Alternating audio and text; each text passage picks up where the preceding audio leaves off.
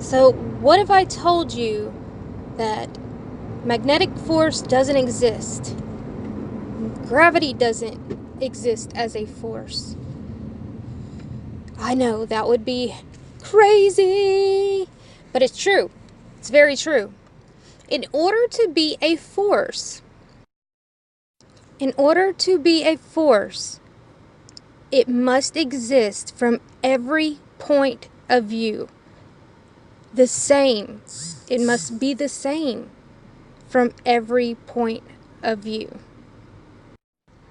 Just by looking at weight, we can definitely debunk that, because weight is medium, it's magnitude specific, phase specific, and vector specific. Oh, and one more, coherency specific. And you might still wonder, what does that really all mean? Well, if a small child tries to pick up a 400-pound man, standing on the ground, would they be able to do that? Well, of course not. But if they were in a swimming pool, would they be able to do that? Absolutely. That's medium specific. And the rest of the stuff, it's all in the details. I'll have to do an entire other video about it.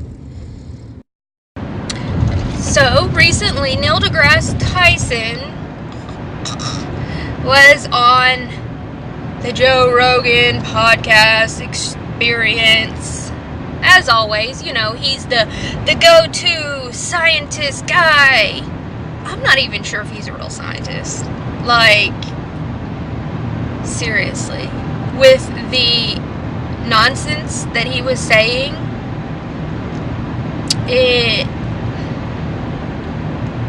he definitely is just a Hollywood puppet of sorts. Sorry, not sorry. But people are confused about whether gravity is real or if it's actually a force, what the heck gravity is. Then we've got people on the pancake life that just want to debunk everything just to fit into their little world. And I'm sure most of you know who I'm talking about with the pancake people. I won't say that. Anyway, there's a video on YouTube that has been seen probably over 70 million times. There's one that has been seen over 64 million, but there's been a re-upload and it's been seen like 10 million. So it's been seen a lot of times. So we have these videos, like this one's been seen 1.5 million times. The other one that's just essentially just like this has been seen 70 million times. We have this one right here that's essentially this kind of the same thing, all talking about bending space-time and whatnot. And the thing is, they try to, I don't think they're doing it purposely, but they refuse to look at natural observations. They think that time is somehow separate. I'm not going to get into time right now. They think it's linear. But all of these things have to do with perspective. And you can't measure something when perspective is different. So they have other models like this, and this one's, okay-ish, but it's really like this, and like this, and these. Essentially a double helix is what a double helix toroidal field kind of mixed in. Okay, but don't worry about all of that. The thing is, gravity, magnetism, and electricity are all essentially the same thing. And due to the fact that we have scientists who now want to be mathematicians. They want to quantify everything. And if it doesn't fit in their quantitative bubble, then they start making other equations that are going to, specific gravity, specific relativity, all of these things. Whereas if you're just being a scientist, you don't need to do all of those things.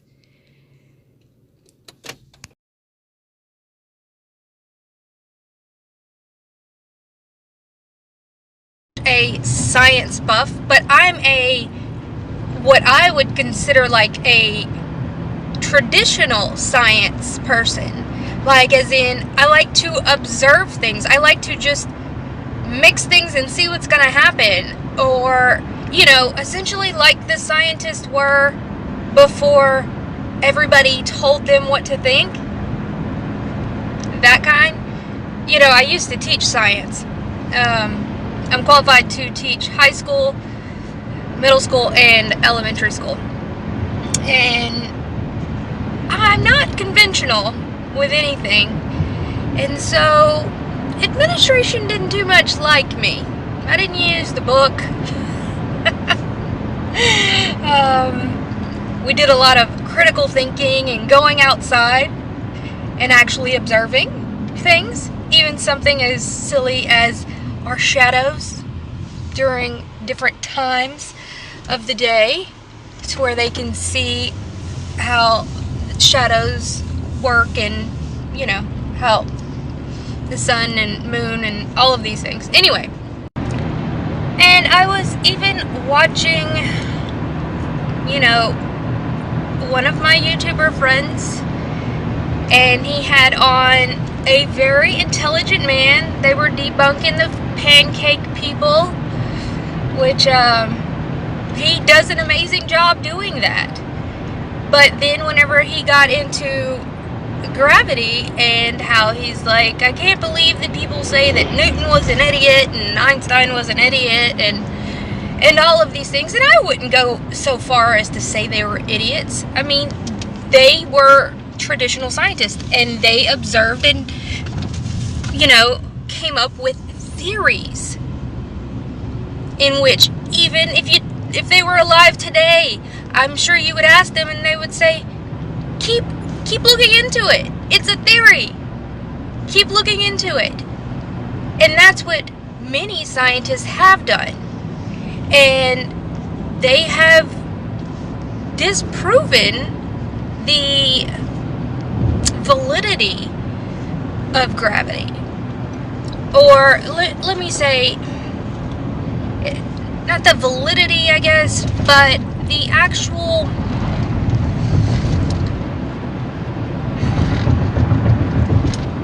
how accurate it is. We thought we could do this simple equation and come up with gravitational force, little g, big G, all this stuff. And actually, it doesn't work as well as we thought. It doesn't work as well as measuring something like electricity. And, that's where what gravity actually is comes into. Magnetism and electricity and things like that. Everything is based on a toroidal field. And this will only occur on an object that is shaped like an orange, or a basketball, or a tennis ball, even a watermelon. Something that is roundish in nature. Not a pancake. But yet we see this all around. And I'm sure you're saying, what are you blabbering on about? Then what is gravity? Well, I kind of already told you. Gravity is and what other people have spoken about, including people like Tesla, you will realize that gravity is absolutely not a force. It's an acceleration. And acceleration and force are polar opposites, like the North and South Pole. Complete opposites. You're on the other side of the planet, you know. They are absolutely opposite. So to say that, oh, but it's still a force, and we're still teaching kids that yes, it's a force, and even scientists are like, I can't believe people are saying this, but then other scientists are saying, well, what are you thinking? It boggles my mind that, especially in science, it's like once they have something in their mind, they're not looking into anything else, when everybody knows that gravity is 100% theory anyway. But I'm sure you're still confused, as it is quite confusing but quite simple all at the same time. So let's look at some things and explain it and understand it, and that way maybe, just maybe one day we can stop teaching our kids that it's a force when it's not, and we can actually understand things more. You know, anti-gravity has always been the big thing, flying cars and all of these things. Well, you can't get to any of those things with your current thinking of gravity, because you're going to continue doing the I guess equations for your patents or whatever you're trying to invent based off of what you know now as gravity. And how are you going to get anti-gravity, right? But if gravity isn't what we think it is, then anti-gravity, quote unquote, is very doable. I've spoken about this before, and it is. It's, I mean, we can see that with superconductors, and, you know, let's just show you. I have this super high-tech setup here. I've got, you know, my makeup light, a copper tube, and a plastic tub. Oh yeah, and a whole lot of magnets. My point in being sarcastic about that is that you don't have to be in a scientific laboratory to, you know, discover things for yourself or teach. So it's just the copper tube, and I'm just filming down the shaft here. Alright, so I'm going to put this down here and see how long it takes to get to the bottom.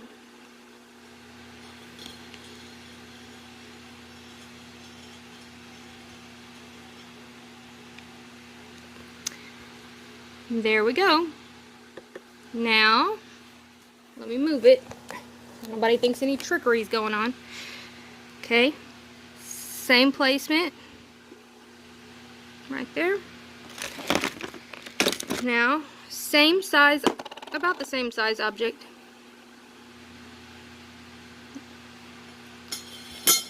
What? What? Why did it go so fast? But I thought gravity was... What? I thought we could calculate gravity to like a perfect number. What? And this, you know, some people are like, they're so biased about what they've been taught, they won't even look into normal, everyday observations. Let's do it again.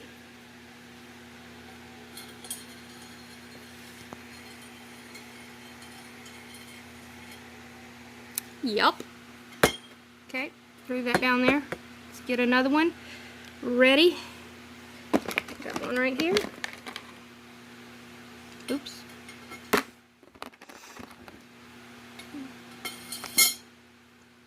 Took like, what, a half a second? I mean, we could do that with anything. Let me drop some other stuff down there. This little thing. That kind of got stuck. Let's not count that. It's the same size as the tube. Let's see, here we go. Just a piece of metal.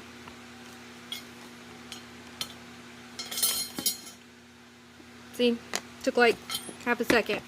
Quarter of a second. I don't know. I don't have a timer. I know, I should have a timer. Let's just drop a nail down here.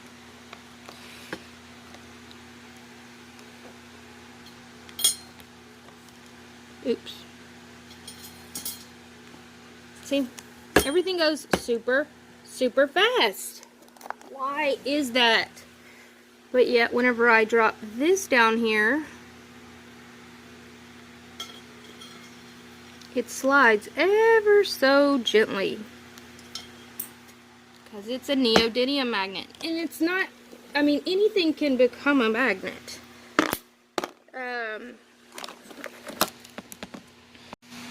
Okay, let's say that you are a blind person, right? And I tell you to pick this up. Well, whatever. Let's just pretend your eyes are closed. So you pick it up and you're like, okay, that's light. Okay. And now what if I tell you to pick up this? This is literally me trying to pick it up. And you're like, God, that's heavy. Well, I thought heavy had something to do with weight and gravity, right? If we are able to change, but let's say I put this right here and tell you to pick it up again. Well, let's just keep that on there. Oh, well, that's not heavy. It's light. If we're able to change something just by changing its field coherency, which is all you're doing with a magnet, is you're changing the field coherency of it, then it's not an independent field modality. I.e., it's not a force. And it's really as simple as that. But then the question comes, you know, people want to understand what gravity is or isn't. Well, gravity, electricity, magnetism, they're all one and the same.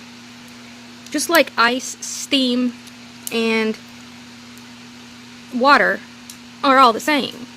They're hydrous oxide, H2O. They're all the same, right? But it's just about perspective.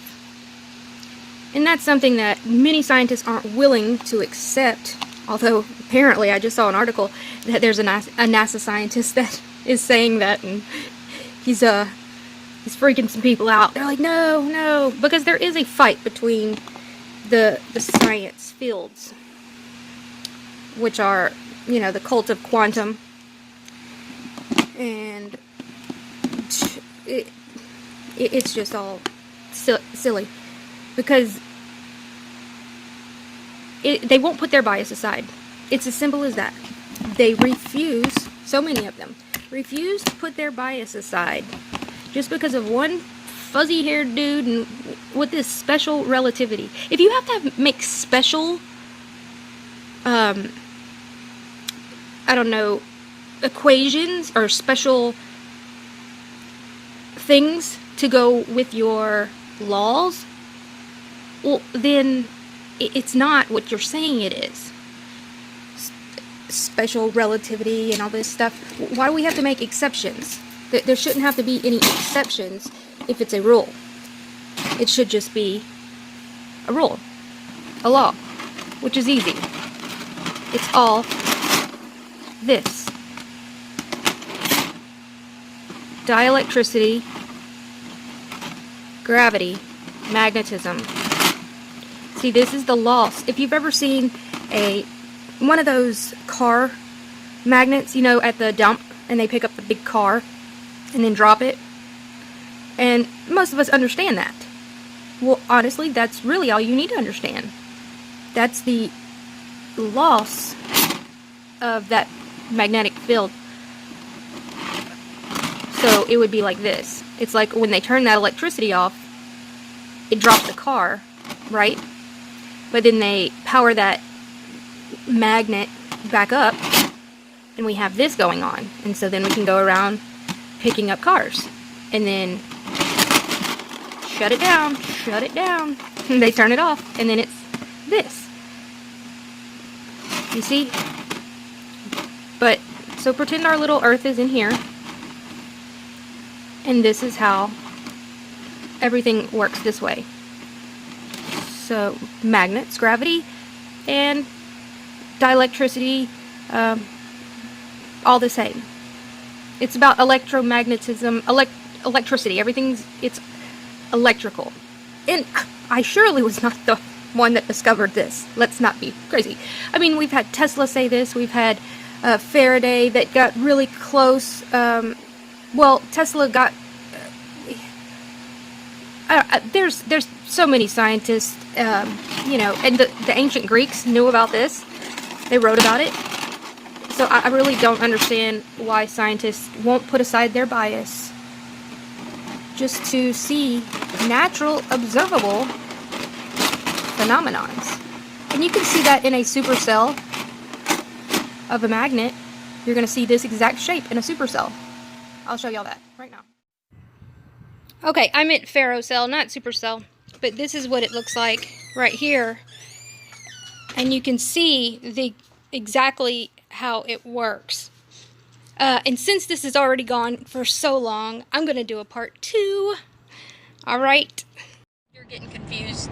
So, let's show you some good stuff that'll help you out. Alright guys, y'all have a wonderful day. Like, share, and subscribe. And always remember to keep an open mind. The hardest thing to do is to research things that you already feel you know the answer to, because you go in with a bias. But if you are aware of your bias, then you can go into something open-minded.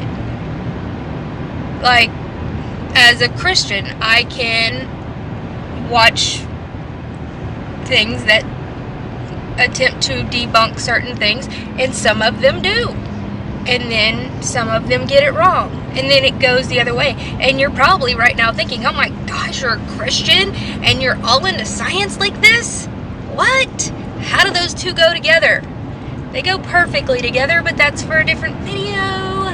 And I'm sure some of you that were like, oh wow, she explained this very well, or like, oh my gosh, how's she a Christian?